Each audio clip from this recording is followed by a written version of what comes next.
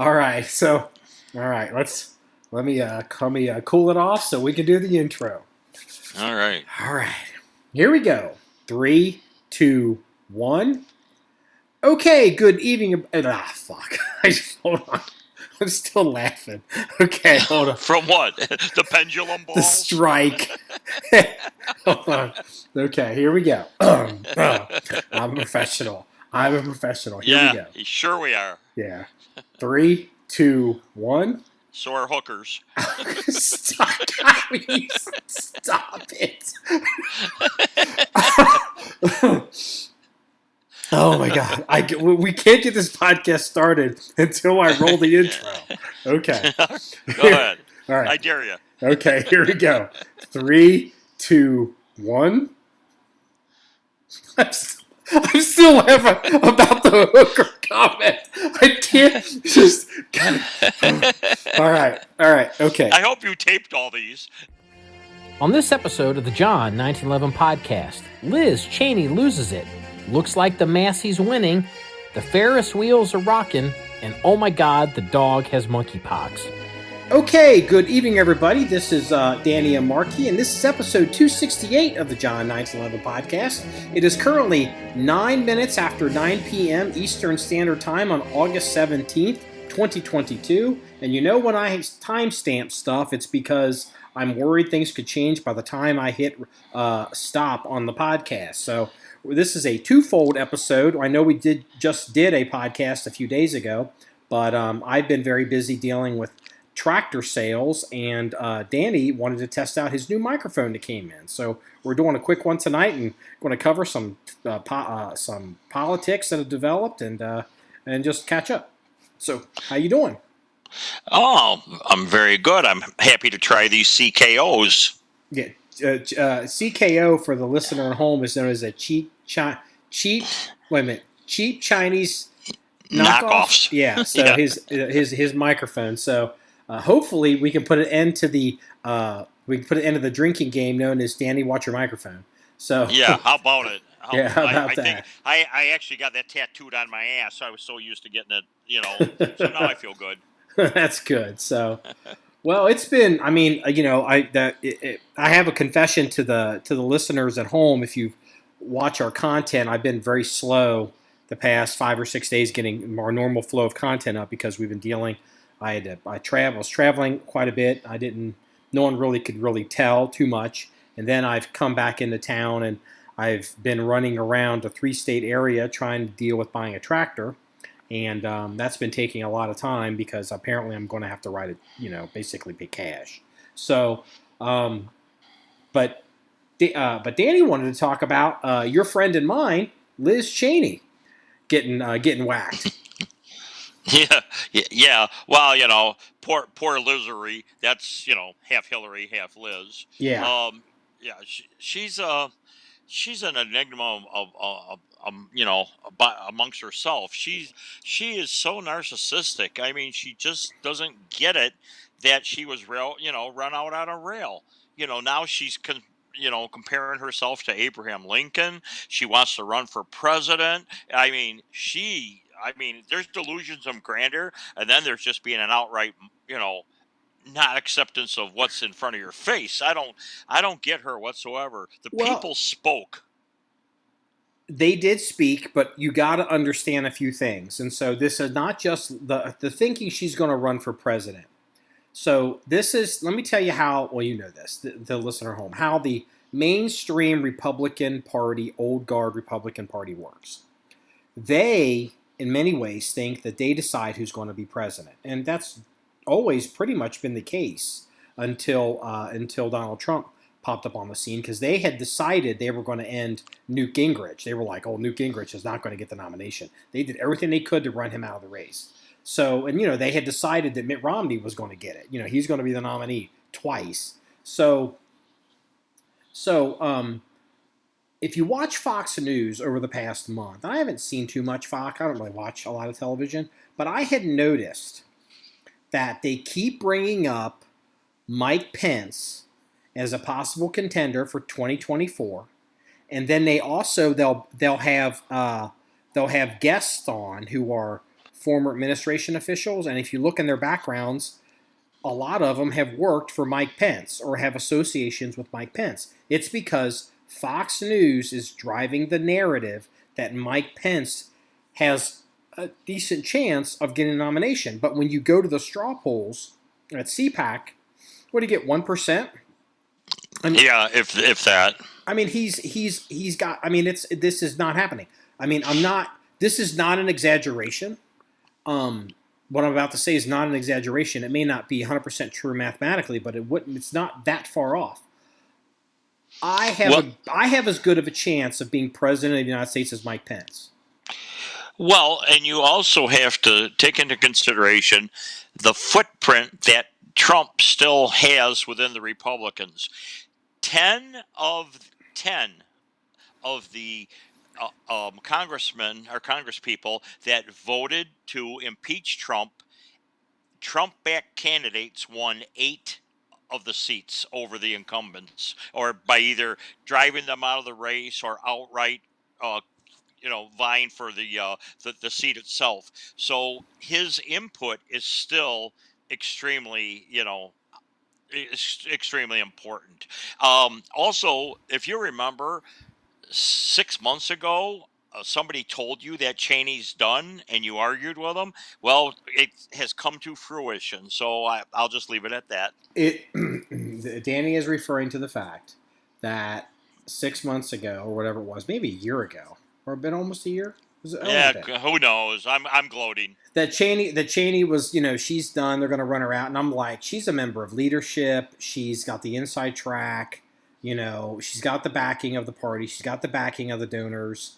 Just because someone runs a headline doesn't make it so. Well, apparently the voters of Wyoming, it's Wyoming, right? She's Wyoming, right? Not Montana. She's Wyoming. Yeah, Jackson. Yeah, Wyoming. She lives in Jackson. So, they made it so in 30 some points. But, to circle back to the idea talking about Mike Pence, Liz Cheney has been hearing the same things, and she's got this syndrome that a lot of people. And I remember, we had John Kasich, and I'm sorry that Ohio, we had the voice John Kasich onto the country, but he's one of these rhino wishy-washy bullshit Republicans that has no chance. But the insider party guys were telling him, yeah, go. He was convinced at one point that no matter what happened in the primaries, that at the convention, the Republican Party, they would literally just install him as the nominee. And it's like, you're out of your fucking mind. And, Liz Cheney, I didn't actually see the speech or hear the speech, but I saw some takeaways from it. And the fact she mentioned Abraham Lincoln in her concession speech, how losing these races, but he won the most important race, alluding to her trials and tribulations, is so batshit crazy and delusional. It's the difference between Liz Cheney and Kanye West.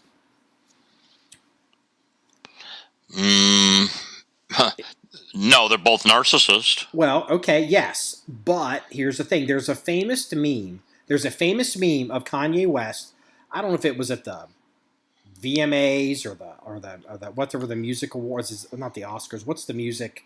Is it what's the music? What do the singers get? What's that award?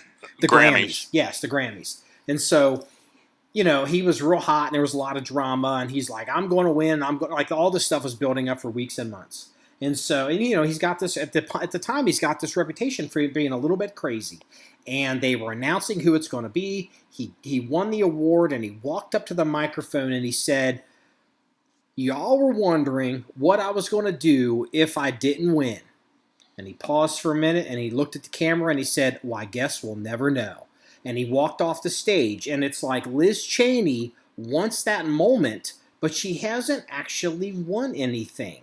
And I don't live in Wyoming, and I don't claim to know really a whole lot about Liz Cheney. I mean, I know who she is, obviously, but I don't have a feel for her personality. But her behavior up until this point has really made me wonder if she is one of those, spoiled brat kids of successful people that feel entitled. Because, it's easy to hang the entitlement on her because it's like, yeah, okay, I get it. Her dad was, vice president, a successful politician. So, we're gonna say that she's entitled and she's a hanger on and she's only here because of her dad. But her behavior the past 6 months really makes me wonder if she's actually a little fucking crazy. Well, her and Kinziger both. And you mark my words, I'm going to make the call like I did about Cheney for Kinziger. He will have a CNN contract. Mark my words. Oh, Liz Cheney will. Hey, do me a favor. I don't know what you did with your microphone, but you turned and the volume went down of your voice. So I don't know if you moved or the microphone moved away from you, but just keep that in mind. How's this? Better? That's better. Yeah, that's good. So yeah, I bumped it with my hand. I'm getting used to it. Okay, that's good. So, sorry everybody at home. At least it's not a drinking game. Yeah, hey, Danny, watch your microphone. So, yeah, I miss those words of wit. I will. The clap.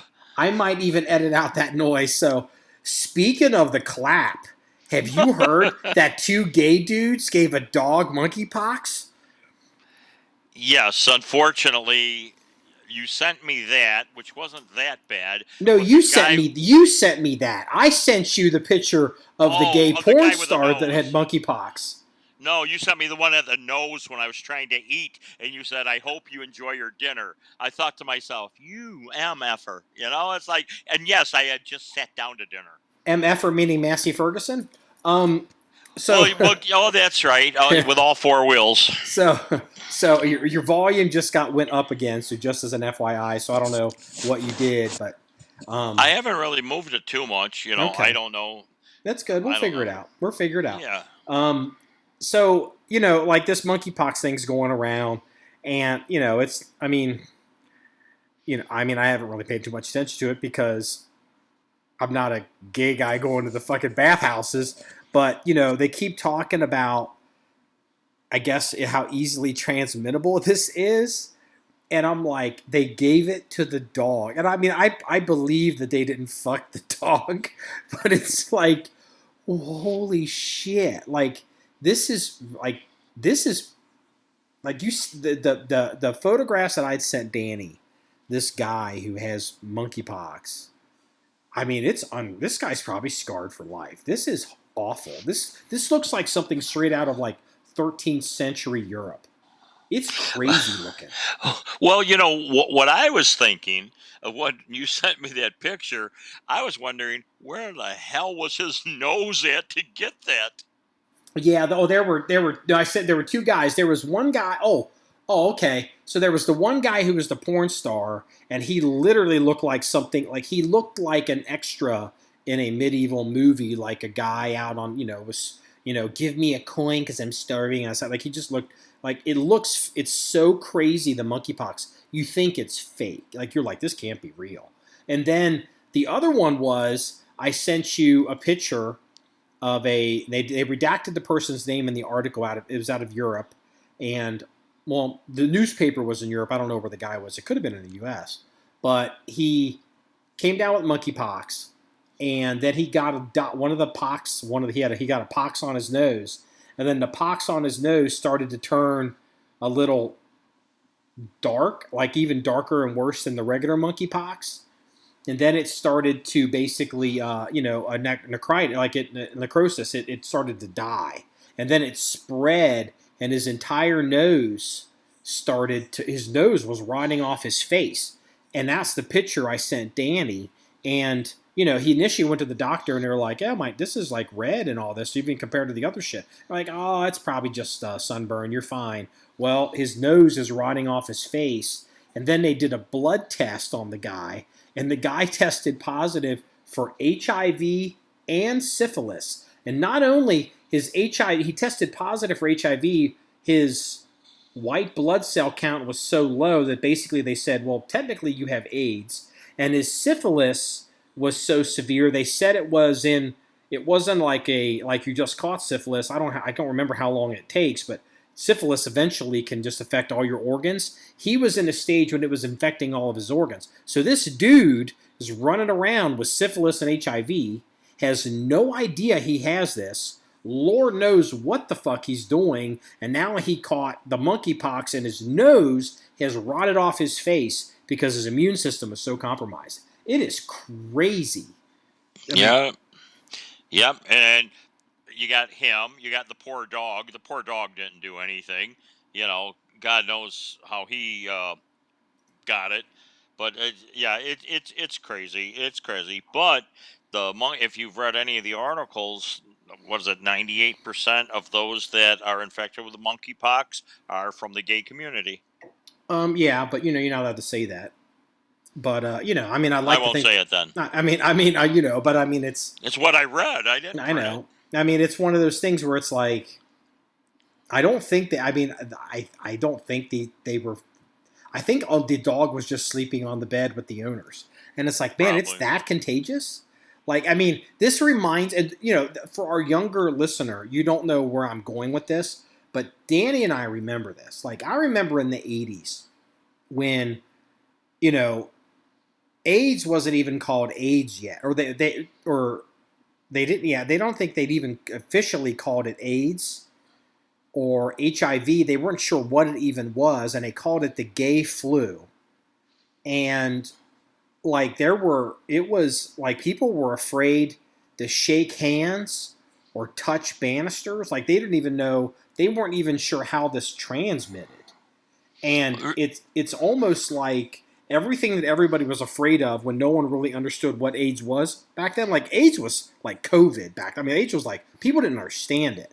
And this monkeypox is behaving in the worst ways like the assumptions back then. Yes, it is. But they have a vaccine for it, though. At the time with AIDS, they didn't have anything. Remember the stories of it was transmitted by people having sex with monkeys, and there were all kinds of conjecture about it. Yeah, there's been some research into that. I don't remember how. I remember there was something about the really attractive gay French-Canadian gay flight attendant that apparently was so hot that anywhere he went, he'd swan dive into a bathhouse and, basically infect everybody. And he was basically Typhoid Mary of HIV.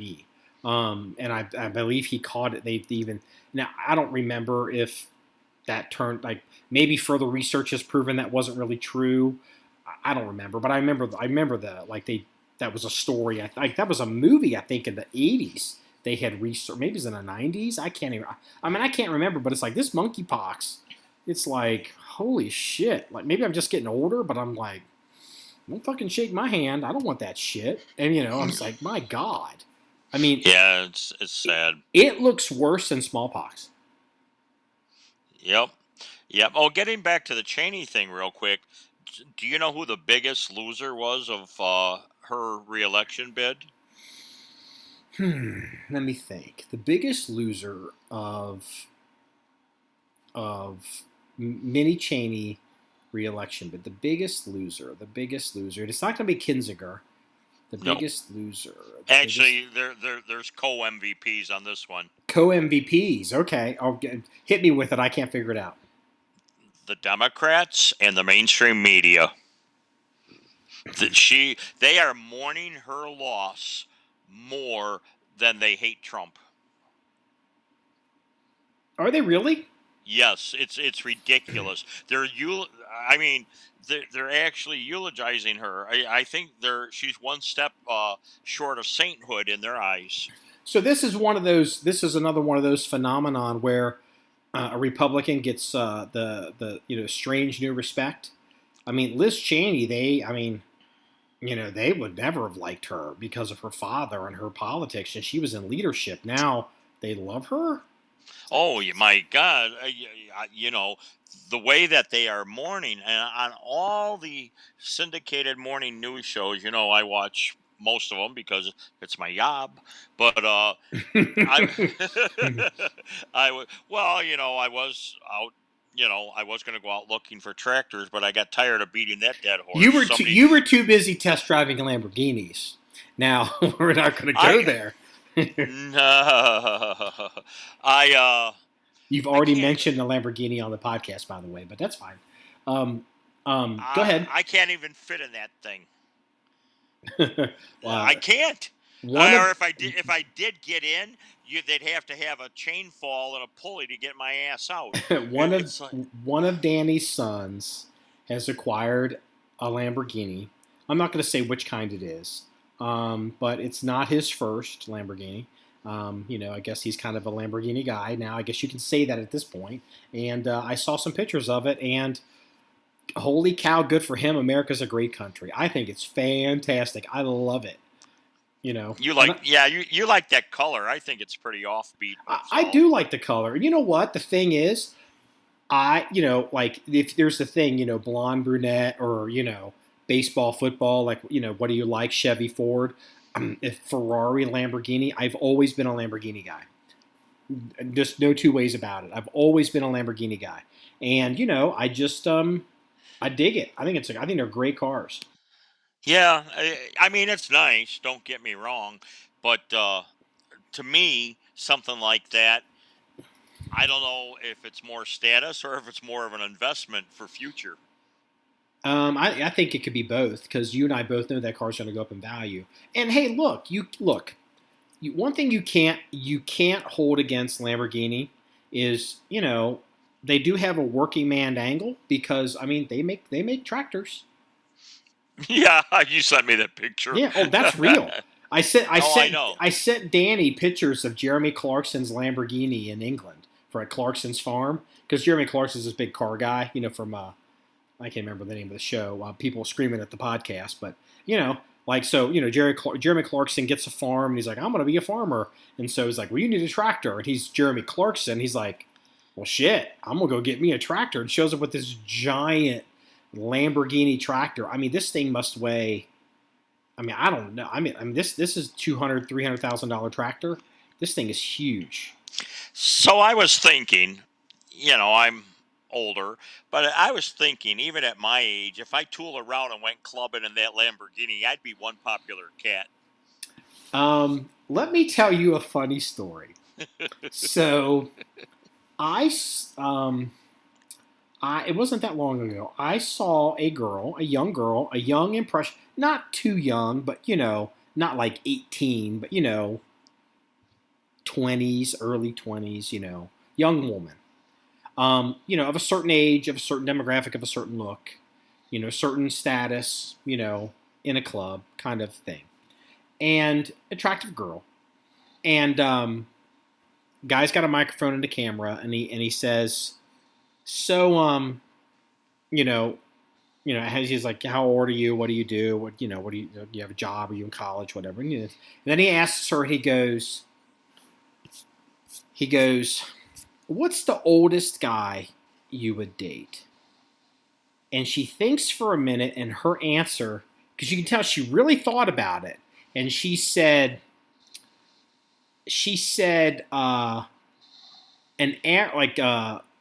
like a regular guy, 31, but if he was rich, 57. And I was like, holy shit. And I'm looking at this like, I mean, 57. Like, there's nothing wrong with 57. I'm 50. But the fact that this young girl, like, I mean, just, I don't know, like, if I rolled up in a Lamborghini, she'd be like, yeah, I'd hit that. Like, I just can't believe that. I'm just like, really? So yeah, I have no doubt that if you rolled up to the club in your ugly blue Lamborghini that you don't like the color, that you would get VIP service up front. You would get valet service parked right up front by the valets, so you wouldn't get blocked and they could watch the car. You would pass the line, go into the VIP section, get bottle service, and then you'd be beating off all these little 20-year-old girls with a stick, because they'd be like, "Oh, Danny, I love your new car." Yeah. Well, now here's a little caveat to that. son number 2, and you know his history. He wants to take one of his construction buddies and go club it in the thing. That is Now a that recipe for disaster. you think? No, you don't. No, no. You know what? I misspoke. That is a recipe for a denied claim on your insurance. That's what that is. That's exactly what that is. Because Speaking of insurance, you have no idea what the insurance is on that thing. I was shown. Oh my God. au contraire, Danier. In 1998, I guess it would be in 1998. I had to shop for insurance for a Lamborghini Diablo SV that my insurance company would not, my regular insurance company would not insure the car. And then, because they were like, we don't do anything above, like they wouldn't even do a Cobra, or they wouldn't do a Cobra Mustang. They were like, we don't even do the Mustang. We're not going to do the Cobras. I'm like, oh, fuck. So then I called another company. And they were like, yeah, we do cars like that. So then, go through the background check, and they come back and they go, we don't like to insure high-profile people. And I'm like, what do you mean high-profile people? And they're like, like musicians or athletes. And I'm like, okay, fine. So eventually, like I was down to Chubb out of the Chubb out of Northeast, and then if I couldn't get Chubb to write the policy, I was literally going to have to call Lloyd's of London, and it was a fuck ton of money. It was a metric shit ton, and I can't even imagine what it is today on that car.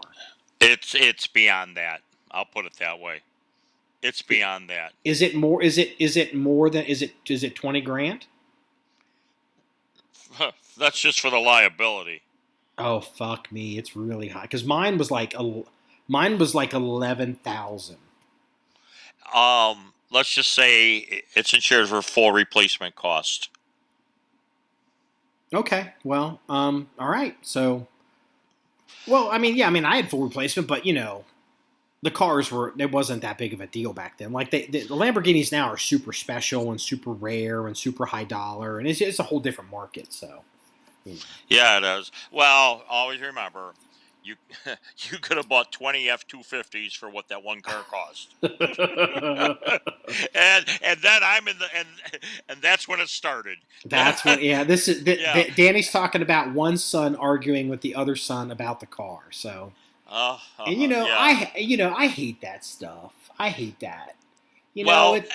But the funniest thing was, Mrs. Danny, and her size, she cuffed both of them.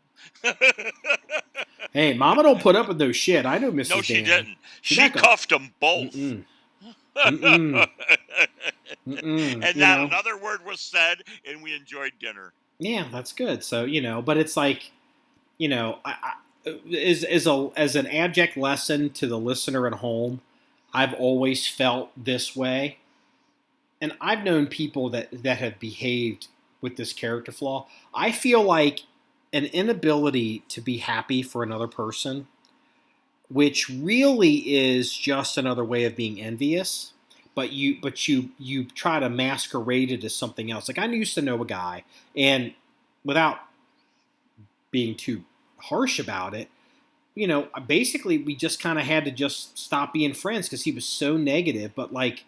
He was a government employee, and he was fine. He was great. But like I remember when I was down at the Federal Building, and I was down there on business, and he came out. I was like, hey man, let's go get something to eat.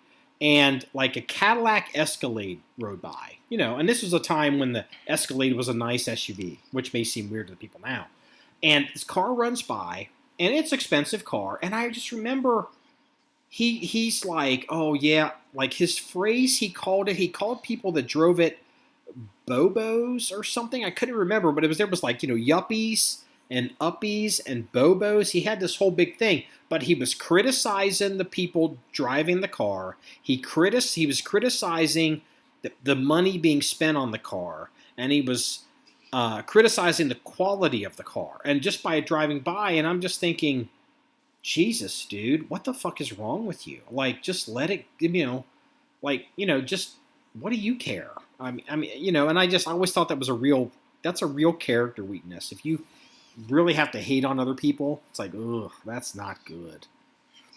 I don't want to say it's hate, but let's just say those two, they've been at each other's throat all their lives. It doesn't matter if it was tricycles. It's just that all they do is argue. I mean, oil and water.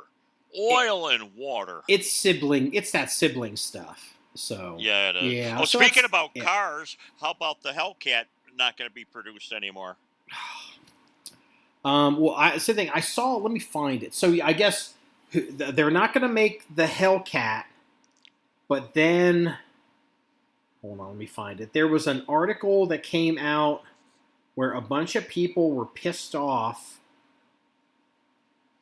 Chargers will stop building the Chargers, but then one of is a Jeep. There was some limited run of some Jeep. I think it was a Jeep, like maybe it was the Jeep SUV that might have had the Hellcat engine in it or something, but I can't remember, the Trackhawk maybe, is that what it was? There was some limited car, and they only were going to, and people bought it as a limited car, and now I guess the company's like, we're going to make some more, and they're all pissed off because it's like, well, it's supposed to be a limited run. It's like, one guy's like, I'm going to get a lawyer. It's like, what are you going to do, buddy? You're going to sue a big 3 auto dealer in Detroit to tell them they can't make a car? It's like, really? So, but yeah, I saw the Hellcat. Or I saw the, they're not going to make I guess they're going to all, was it the battery powered or hybrid or whatever? Yeah. Did you, speaking about cars, and politics, they intertwine. Biden signed that Inflation Reduction Act today. Did you see that? I heard about it, but well, your microphone just got real low on me, by the way. I'm sorry, it moved. How's that better? Yeah, anytime it moves, your volume drops significantly. Okay. So right. I'm sorry. Well, anyway, he signed, and in that that new bill is a $7,500 credit if you buy an electric vehicle. Ford and Chevrolet base priced rose their cars by $6,500. So it's a wash. You're not getting nothing. But here's the odd part about that. They did this last month, the auto manufacturers. So you can't tell me that there was an insight of what was going to go on. Well, it's called lobbyist. What it is, look, you can make an argument if I was a car guy, if I was like a car business and I had a lobbyist, be like, look, Joe, we're trying to make your electric fucking cars, and there's not enough meat on the bone for us to actually make this profitable. And so you got to help us out. And it's like, how about a $7,500 subsidy? And man, okay, so put that in, line 37 of the bill, and they raise the prices, anticipating the payoff. Watch your microphone. I know, I fixed it. That was me. I'm having a drink for getting yelled at. Okay, that's okay. No, that was me. I bumped it. I'm getting used to this. Yeah, so it's just crazy. The whole shit is. It's just one hand is washing the other, and ours are dirty. Yeah. So but it's it's one of those. Well, things. Speaking about anything automotive, let's get on with the tractors that you just refuse to pull the trigger on. Well, I don't know if that's true. Your microphone's getting a little quiet again, like it's high and then it's low again. So wherever it was when you started talking about tractors, move the microphone to that point. Hang on. How is that? That's maybe a little bit better, but maybe a little bit more. Okay. I know this is a riveting podcast for people. Oh yeah. They're waiting with bated breath for our next words. That could be better. What it is I hope I hope it's how your microphone is positioned, and I hope it's not the audio of the microphone going up and down, because if that's the case, you may have to return it. So how's this? That's good. That seems good. All right. Well, let's try. So yeah. So anyway, I'm not refusing to pull the trigger on a tractor. I've been shopping for a tractor because we need one desperately. So, breaking news, because I published some stuff on social media asking for advice, and everyone who has contributed, I really appreciate it. The last post I did between Massey and Kubota, you'll notice I did not go in there and like anything or respond to anything because I'm still dealing with it. And, I could see some dudes were kind of whacking each other, like the whole Ford versus Chevy. Like a bunch of guys kind of got all pissy about heavyweight tractors versus lightweight tractors. And it was like, okay, I don't, I just like, can we all just get along? It's like, So anyway, I mean, I guess I should say this. Barring some unforeseen change, it looks like it's going to be a Massey-Ferguson tractor. So, with beet juice tires. With beet juice tires, we're negotiating. I'm shopping around trying to figure out some stuff, and they're having some issues, and just trying to make the. I just thought of something. Here comes the hate mail from all our Kubota followers. Well, I'll tell you what. I had a conversation with a guy who he's I've known him a long time. I've referenced this guy in stories on the pod about the former politician out at the range who brought his buddy who was the Marine and really likes them long shots, and it was all went sideways. So anyway, I'm talking to my friend who's the politician, and we just reconnected. And turns out he's looking for a tractor too. And he told me, he said the county out there had just bought a Kubota tractor with a boom on it. So it's literally like what you used to drive, except it's a Kubota, not a John Deere. And within a month, the transmission went out on it. And it's up being serviced. And they're like, and I'm hearing more and more issues with some Kubota stuff that I'm like, man, I used to think real high of Kubota. I still do. But what I've noticed is, even during COVID, it was hard to get Kubotas. Then I noticed like the Kubota dealer, I'd walk the lots and there were all these used tractors at the lots. And I'm like, oh, are these for sale? And they're like, oh no, these are in for service. We're waiting for parts. They couldn't get parts. Well, apparently they're still having issues getting parts for Kubota tractors. And I'm like, well, I mean, it is a Japanese brand. And it's like, okay, I guess that's an issue. So I'm like, well, I'm still considering Kubota, considering an M591 or maybe, M5111 or maybe even as big as an M6. For those that know Kubota, they're big. So I'm like, all right, shopping around. Look, no one local's got anything big in Kubota. Like, no one's got anything. So I'm shopping around. So finally I decided today I called Messick's in Pennsylvania, which is one of the most prominent tractor dealers in the country. They are very well known. They're not that far from the New Holland factory, actually, up there. And spoke to the sales rep. Y'all got any M5s or any M6s? And the guy's like, nope.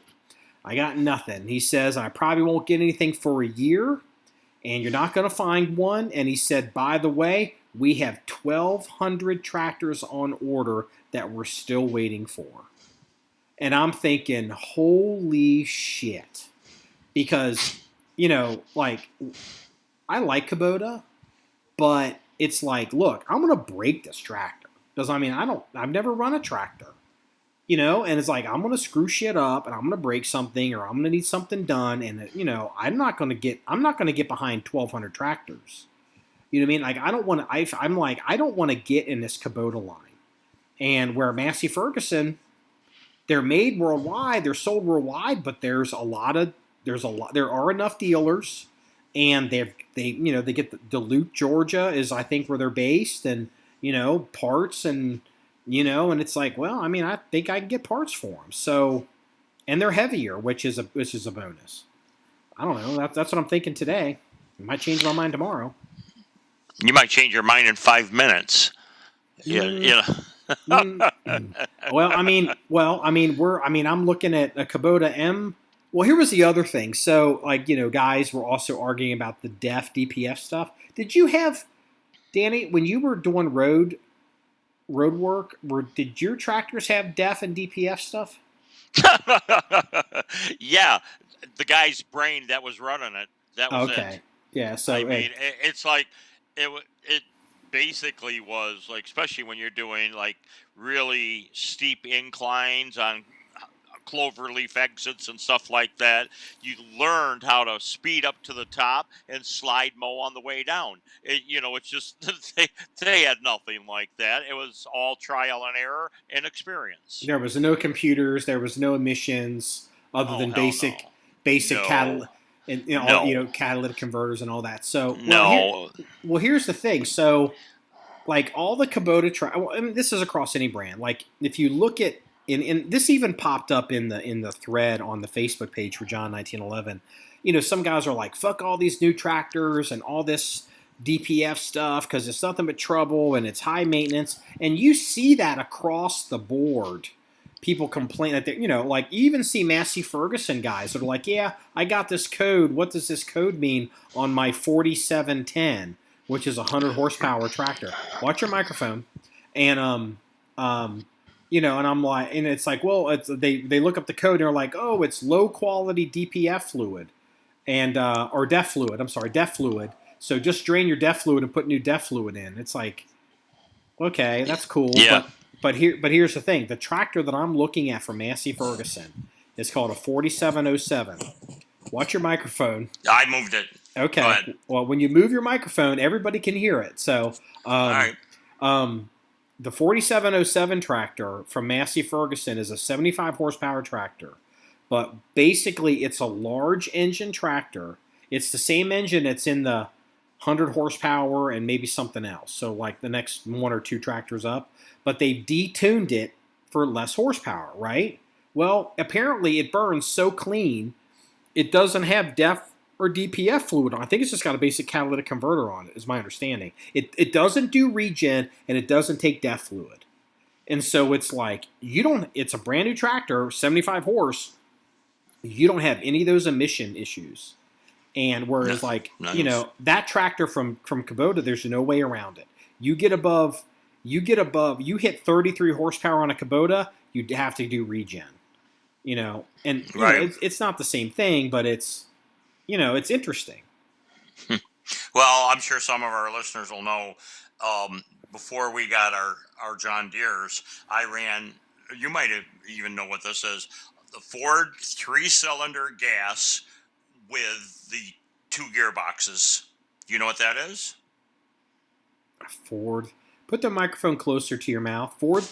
A Ford 3-cylinder gasoline with 2 gearboxes. 2 gearboxes. I feel like this must be a trick question. Like 2 gearboxes. No, that's what it was. Okay. You had 2 low ranges, 2 high ranges, and then 3 speeds of each. Well, I mean, all the tractors today are like that. You've got like the one I'm looking at with the transmission. I think it's a 12-speed, so it's got a slow range and so it's 6 and 6. You're right. There's no there was no gas pedal. There was a throttle, like a handle on the steering wheel, underneath the steering wheel, that you would raise and lower your RPMs with.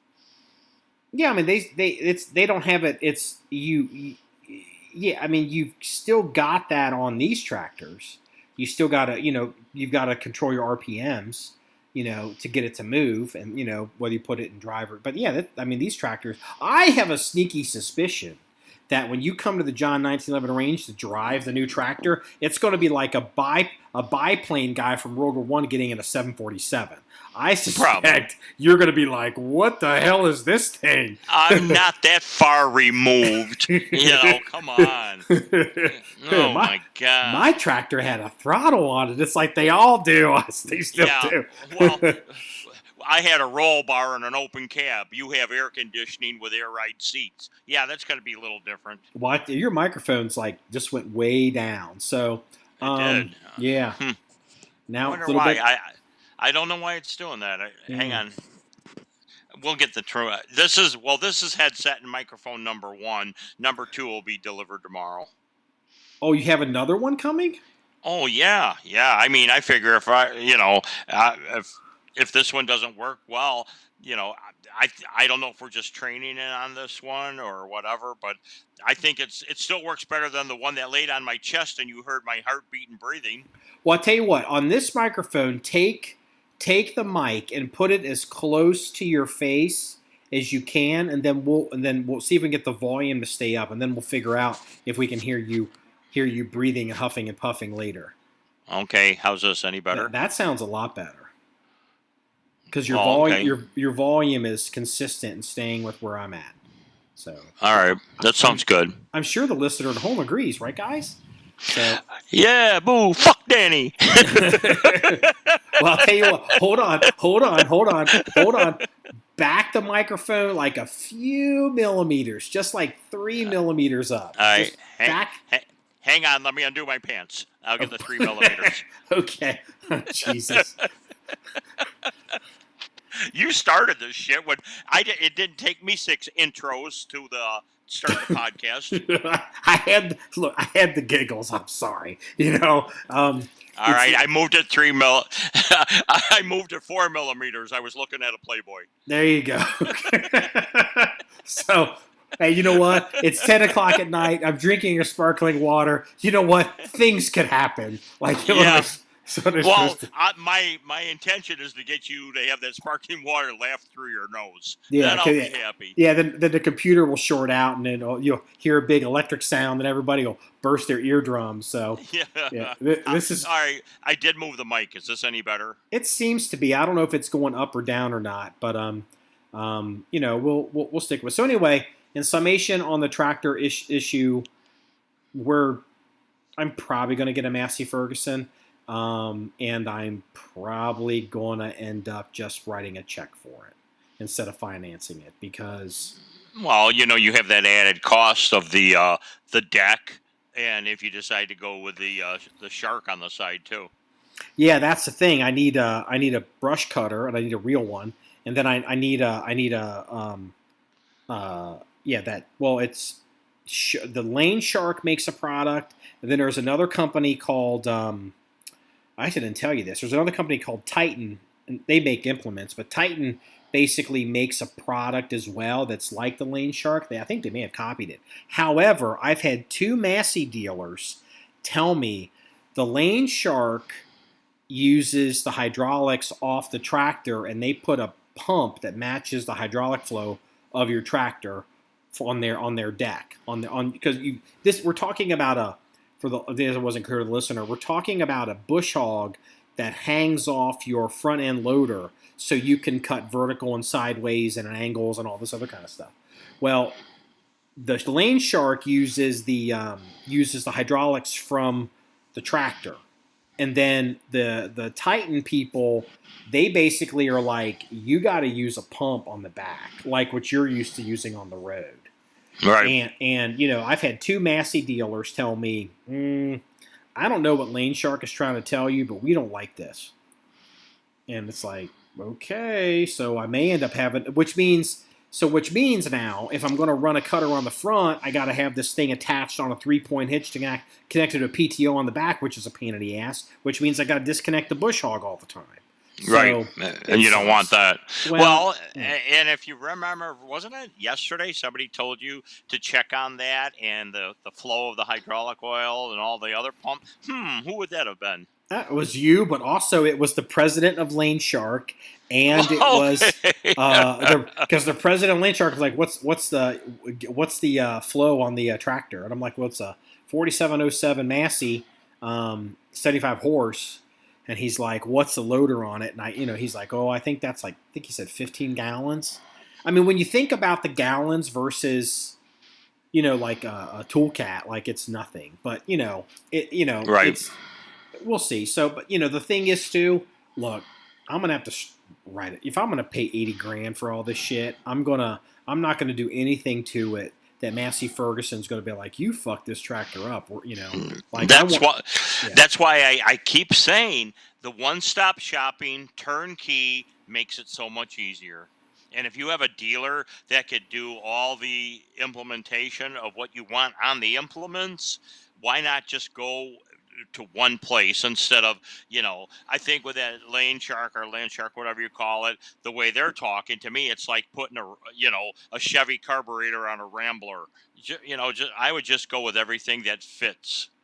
I don't disagree, and I'll tell you the one dealer that, there's a dealer that I'm not identifying any of the dealers, but there was a dealer who, it's a Massey-Ferguson dealer, and I was explaining the Lane Shark to the Massey-Ferguson dealer, and I'm not trying to be unkind, but he flat out turned into like a whiny little bitch about the whole thing. He's like, well, man, you're going to need like ballistic glass for your tractor, and we don't have ballistic glass. I'm like, it's not a forestry cutter. I'm not doing that. I'm just cutting lanes. I'm just cutting the edges of vegetation that's growing in on trails that were already cut by a D8 dozer. I'm not reclaiming anything. I'm not bush hogging. I'm just maintaining, but I'm maintaining high because stuff's coming in. And he was so whiny about it. It turned me off. And it's like, Jesus Christ, dude. Because here's the thing: even if I can get him to install this unit on the machine, if he's going to be a bitch about it, it's like, do I trust him? You know what I mean? It's like, where the other guy, it's like, yeah, we can do this, we can do that, and the other guy's like, as a matter of fact, what you were saying, the other guy, the one-stop shop guy, not only does he understand I call it the Lane Shark concept, he has one of the Titan versions on his lot right now. He's like, yeah, we got it here. Well, there you go. Well, there you go. One thing came up. Actually, a couple of things have come up. One thing came up. The one-stop shop guy, his tractor does not have the wheel weights, and those are easily added on. I know, but he doesn't have them, and it's like, well, how much is that going to fucking be? And that came in tonight, and he's like, well, we have to have them shipped in, so it's like he gave me the price of the wheel weights, and then there's something to hang the wheel weights off. So it's like, It's 4 wheel weights. I think it adds 500 pounds, but it's 4 wheel weights plus the whatever to hang them on, and then the freight was $200 to $300 because you have to have them trucked in. And he's like, it's gonna be like another $2,000, and it's like, God fucking damn it! It's like, like I get this guy to where I need him to be, and then all of a sudden it's like, wait, we didn't have fucking wheel weights on, and he's like, no one uses wheel weights down here. He said, we never sell tractors with wheel weights. We never order them with wheel weights. He said, if people want ballast, they put fluid in their tires. Now, here's the other thing. The other guy who was the whiny bitch about the Lane Shark stuff, they have a tractor already. They have a 4707. It's got fluid in the tires. It's got wheel weights. It's got some other. It's cool, but one of their workers told me that the fluid in the tire, it's not rim guard beet juice, it's window washing fluid or windshield washer fluid. And I'm just like, oh fuck. That, to me, that makes no sense, because that's alcohol based, and alcohol and rubber over time don't, especially if they're tubeless tires. I don't know. Maybe I'm not. It's apparently a cheap way for hillbillies to put ballast in their tires, and they don't have to buy the rim guard. And these are the same dudes. What is it they used to put in tires that rot these tires? Well, some dudes would put water, but what did they used to, calcium? What did they used to put in these tires? And sand. There was I can't remember, calcium something. There was some product that these hill jacks would put in these tires because it was cheap. And guys keep tractors forever. Tractors stay running forever. They're like work trucks. 10, 20, 25 years later, that rim is literally falling off that tractor because it's getting eaten away on the inside. And it's like, well, fuck, I'm not going to spend 80 G's on a tractor that I know is a ticking time bomb, either for me or somebody else. It's like, what the I mean, it's just like, expensive ass tractor computerized and things like a fighter jet, but you put what in it? I don't know. And here's my problem. If I decide to go with that guy, it's like, well, hey, you're going to have to take the windshield washer fluid out of that tractor, and you're going to have to put beet juice in it.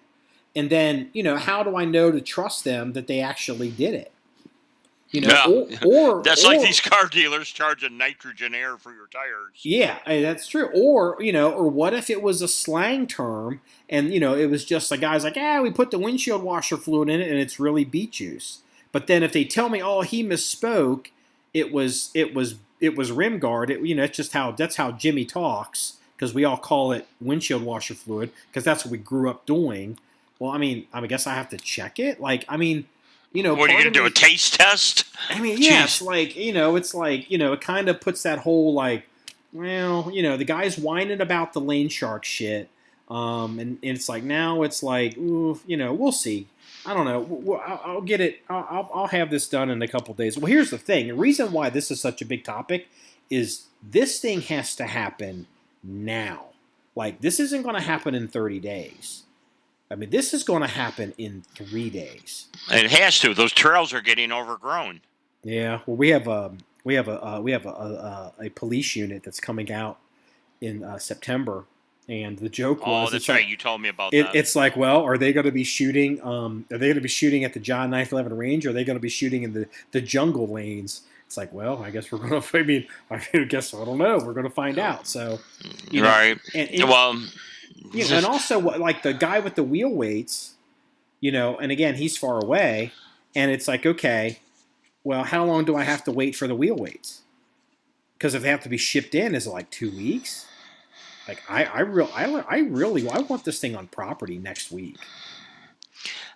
They could get your wheel weights a lot quicker than that. Believe me, there's other dealers that have them. Okay, well, we'll see. He has it. The guy gave me the price from his personal cell phone, and I said, well, how long is it going to take? And he's like, well, hey, man, it's 7 o'clock at night. Can I give you an answer tomorrow? Because I'm at home. And I'm like, of course you can.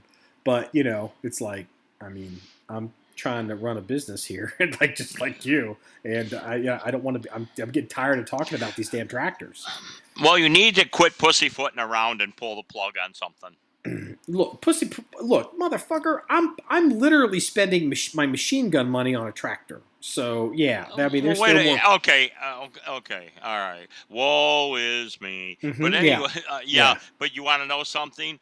You keep going out to that range every day and watch the foliage continue to get thicker, and you'll think to myself, why didn't I pull the plug earlier? Now look at the work I got cut out. Or no, look at the work Danny's got cut out. So yeah, get your ass down here, start cutting. Yeah, I'll throw a jar of Vaseline at you in the tractor, and I says it puts the bush hog on the grass. It's like.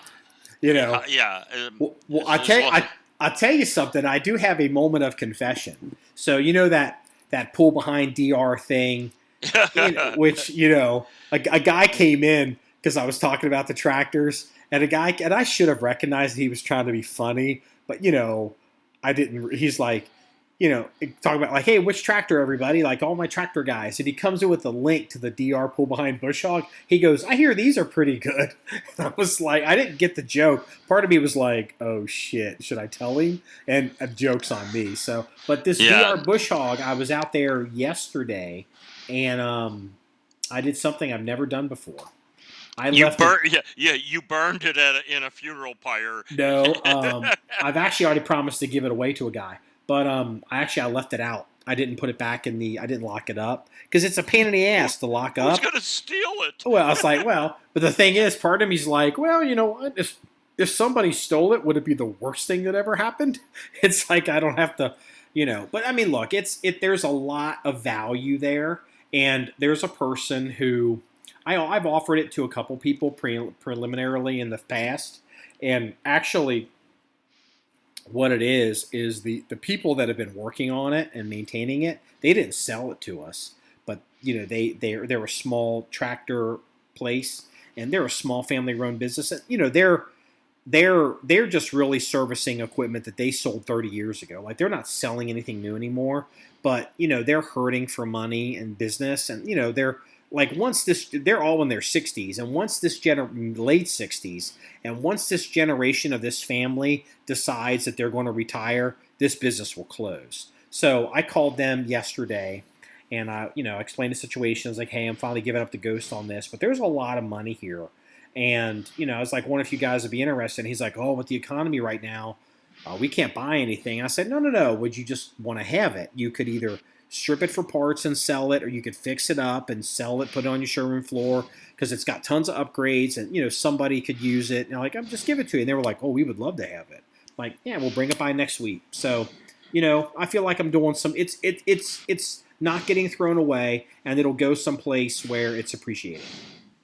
By the way, we're hearing you breathe now, but Oh, good. Well, yeah. when you do give it away, make sure you sprinkle some holy water on it and bless it on the way out the door. I will tell you that the owner of this particular business that I'm giving it to, he is very Catholic, and he is so Catholic. He agrees with me that we both don't like the Pope, and so we get along like thick as thieves. Yeah, it's like, yeah, I hate a commie Pope. I don't like the commie Pope either. So I mean, they're good. They're good people, and in this economy. Oh, speaking of the range, and I know you said that you have some police teams coming out and all the other stuff. Have you been shooting at all lately with all this everything else going on? With me traveling and then dealing with the tractor, I was thinking about this earlier today. I haven't shot a gun in, what is today? Today's Wednesday. I haven't shot a gun in 14 days as of today. Oh, you're going to have carpal trigger finger. Yeah, I'm just like, I'm falling apart. Like, I'm just a wreck. I mean, like, I'm going to be like, how does this thing work? And the sad thing is, and this is the truth, if you are a young person and you want to aspire to be like a pistolero, like a hot shit pistol shooter, pistol skills, the very highest level of achieving a pistol skills, unfortunately degrade very quickly. You can have a baseline and you'd be perfectly fine, but like if you want to be like the top whatever, you can literally see a significant degradation in your ability in weeks. Like it's pretty disheartening. So really, I have to go out there tomorrow and basically start over. So yeah, you'll do it. You'll do it. I still got I got to upgrade the spring on the Wilson single stack. I've got to work on. We're gonna pull some more stuff out of the armory for reference stuff just to shoot for interest, and we got to get the camera, the video team out there again. They've been on hiatus for 2 weeks because you have to sell some stock to pay for the tractor. No, it turns into the money is in the it's in the machine gun fund. Oh, I see. Like I'm literally getting rid of my machine gun money. I've never personally owned a machine gun, and I've been waiting to buy a couple things, and I was like, well, I guess I'm just going to buy a tractor. So, it would be more beneficial at this point. It's a little disheartening, but it's like, well, the last time I didn't buy a machine gun was some other reason. Now that the shit's gone up. Right. And it's like, okay, well, it's like whatever. Like, yeah, look, first world problems, right? Like, no one cares. But it's, as an adult, you're like, hey, I'm going to have this gun range, and we're going to do all this stuff. We're going to support all these people. And we're going to do, it's like, well, I guess I need a tractor, and to take care of all this. All the money, investment, and time into this. I mean, like, if you think about all the money that was invested in all this, like now $80,000 for tractor and implements is not that much. No, well, you knew that there would be upkeep and maintenance, and you tried getting by with that. What the hell was it, bush hog or whatever the hell it was? Yeah, your microphone just went way down. I'm sorry. How's this better? I think I can pretty much say after 65 minutes that I don't think this microphone's going to make it. No, it probably won't. I've tried. Oh, hopefully number 2 will be better. But anyway, I've been telling you for the longest times. You got it when you first showed me that boom more, this, that, all the other stuff. It's been a long time, and now when you see the vegetation crisis out at the range, you'll think, I gotta move on this, because it's only going to get worse. Mm-hmm. Well, I mean, I've actually maintained everything that we've done with the current system, and it's amazing I've been able to do it. But it's like, well, it's kind of I mean, it's time to step up and get a real solution. And look, a confession. I had kind of convinced myself when look, if you hear this a lot, you'll hear this a lot in various endeavors. You'll hear people say, if I had known then what I know now, right, about how difficult it was going to be, I wouldn't have done it. And I had convinced myself, it's like, you know what, we're not. It doesn't have to be cut all the time, or we can just have, we'll just have like a guy come in and bale hay, or like we'll just, we're shooting across hills, and we just like at one point I convinced myself, I'll just have a shooting position that will cut with weed whackers, and then the impact zones, we'll cut those with weed whackers, and it would be fine because we're shooting across valleys and hills. It doesn't have to. It won't be that big a deal to cut it. It's not like it doesn't have to be manicured. Yeah, I was way wrong. So I don't want to say who's told you so, but yeah. But look, you know what? The thing is, when I first started on this endeavor, I wasn't as, like I couldn't run a tractor. I didn't understand. Like I've learned so much about how to take care of stuff and run this equipment and fix implements and fix electrical systems and doing all that. Like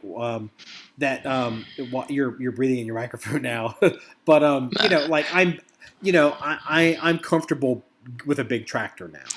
I mean, are you intimidated by running one? No, not now. I mean, all I have to do is I have to figure out how to do all the controls, but I know the concepts.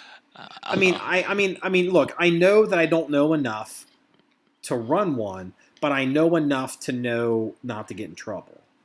And that's a pretty important step. Right. Well, if you get it before we get down there, just mow the easy things, not I wouldn't do the inclines and the boom and all the other stuff, and familiarize yourself with a straight mow.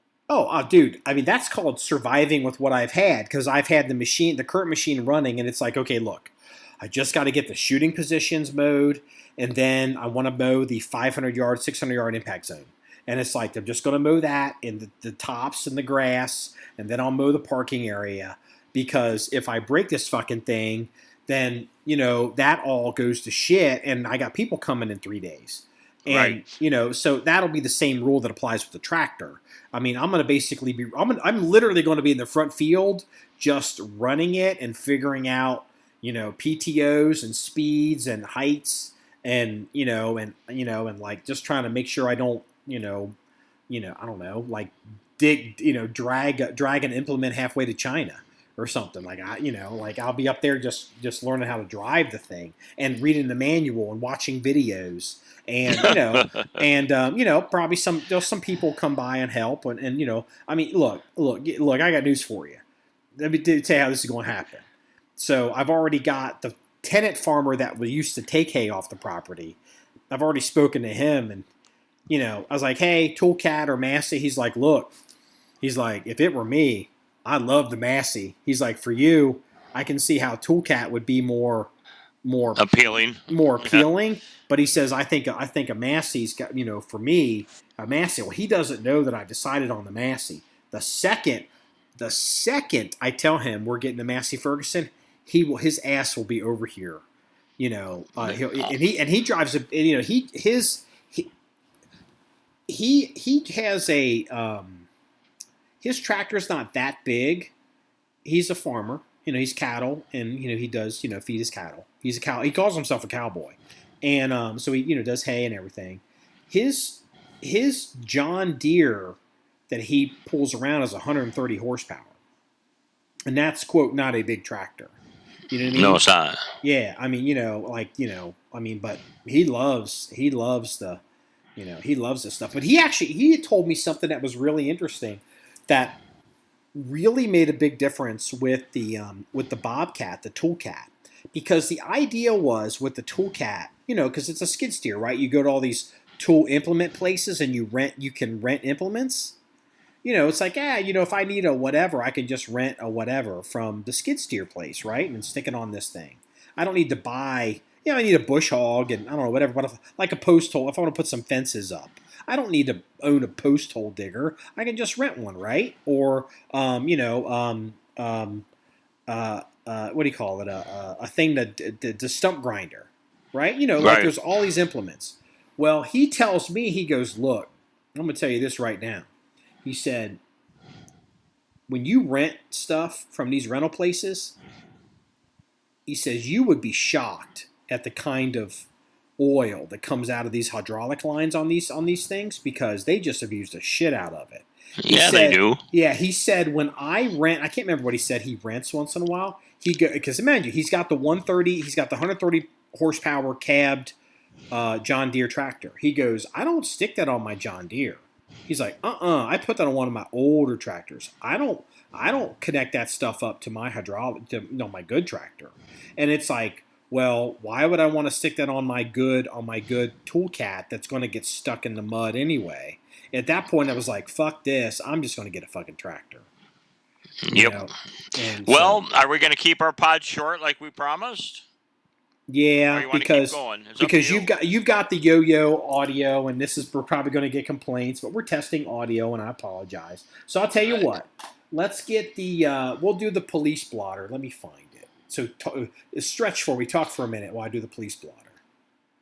Well, I just wonder how many of our listeners are happy with the Cheney non-reelection. I think most of them. Most of them, too. And I know you're happy as hell. I mean, like, we should make a t-shirt. Well, I'm actually gloating because I finally proved Marky wrong, and yes. that really, that's a win-win for Danny Boy. That is as rare as a full eclipse, right? A full eclipse of the sun. So I'm just kidding, everyone. I'm kidding. No, but you have to admit. I called it. You did call it. And, the thing is, I have learned through many years of being in this game that, when people scream at the top of their lungs about this is the most important issue and you're gonna live and die about this in November, the reality is it's never the case, because come November, it'll be something else people are talking about. And, it's like, oh, Liz Cheney, she's dead meat right now. Well, we'll see.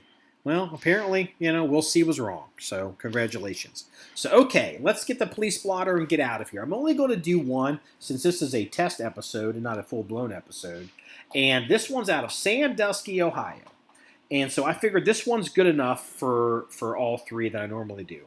Couple charged, accused of having sex while riding Ferris wheel at Cedar Point. Yes. I did not hear that one. Yes, really.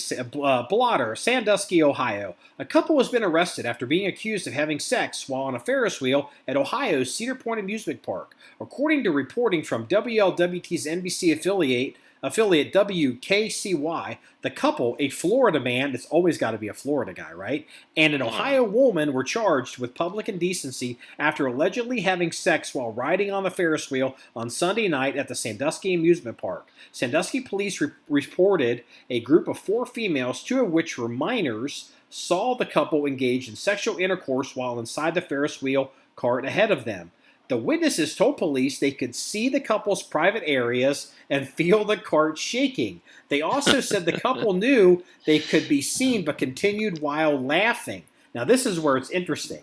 When the lawyer tells you to, when you get arrested, every lawyer worth his salt tells you to shut the fuck up. The guy that shot the Baldwin brother that shot the girl, he's like, I didn't pull the trigger, when the FBI recently was like, hey, you did, because we tested the gun. Well, now he's a liar. He should have shut up. The couple, David Davis and Heather Johnson, both 32 years old, denied that they were having sex, saying Johnson was just, quote, bending over to pick up a pack of cigarettes. But then this is where it gets interesting. But after being told people saw them and 2 of the witnesses were under 18, the couple confessed and were taken to the Erie County Jail. So basically, they didn't shut the fuck up. And now they're looking at being prosecuted for sex in front of minors. So you're breathing in your phone and your microphone bad. I'm sorry. That is terrible. I'm gonna have to bleep that. I actually just bent over. And scratched my eyelid, not picking up a pack of cigarettes, but Daddy, what's Daddy doing? Yeah. Well, I'll tell you what, that couple shouldn't have been on the Ferris wheel. They should have called it the Tilt-A-Whirl. And that wraps up episode 268 of the John 1911 podcast. If you want to see any more stories or pictures or links or better audio on the other episodes, please go to the website at john1911.com. That's JOHN1911.com. Remember, it's all about shooting guns and having fun. Everybody, have a good night. Yeah, fuck these Chinese knockoffs. Yeah, they are fucking awful, dude. Well, I paid with yen, so what do you want? We'll talk tomorrow. See ya. All righty, bye.